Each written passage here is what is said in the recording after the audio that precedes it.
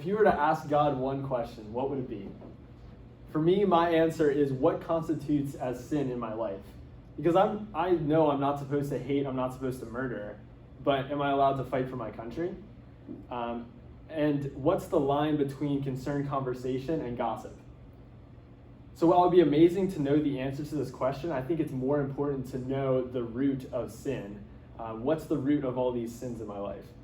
And I would say that root is pride, because pride led to Satan's downfall. It led to Adam and Eve eating from the fruit in the garden, and it affects the world's current sinful nature as well. And so to preface this topic, I'd just like to acknowledge that not everyone in this class is necessarily Christian, but I don't have time in the speech to prove Christianity. So for the sake of this discussion, we're going to start with the basis of Christianity is true and the Bible is authoritative. In order to understand sin, we need to understand the origin of evil. So God created angels as beautiful helpers up in heaven, with no evil inside of them, but beauty is very good, but that started to create pride in some of the angels, specifically in Satan. And in Ezekiel 28:17, it says, "Your heart was lifted up because of your beauty," speaking about Lucifer, about Satan. And so he loved his own beauty so much that he became prideful and wanted more and more to be greater and greater than even his creator, greater than God. Also in Isaiah 14:14, it says, "I will ascend above the heights of the clouds. I will make myself like the Most High." This is just showing his desire to be greater than God, his pride in his own self. So in this, with this pride, he invited evil into the world, and Satan was banished to hell because of it. So after he was banished, he appeared in the Garden of Eden, and he brought pride with him. He used his heart posture to affect the creatures that he was most jealous of humans. And he knew that this heart posture of himself, he knew that this could create a cycle of sin, and just a snowball effect of sin in human nature. And so in Genesis 3:5 it says, "For God knows that in the day you eat from it, your eyes will be opened and you will be like God, knowing good and evil." And this is essentially what gets Eve to eat from the tree. She thinks, "Oh, I can be like God. I'm good enough to be like God." This is pride in her heart, which leads to this first sin, which as Christians we know is the beginning of sin and sinful nature in humans in general.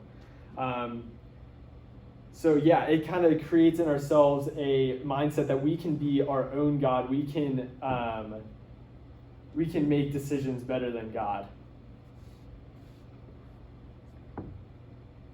And so sin is a deliberate choice of our own desires over the perfect Creator's sacrifice. So we are choosing our own desires over what God is saying to be good. And so we know more than our perfect Creator. By sinning, we're saying that we know more. We know what's good for us.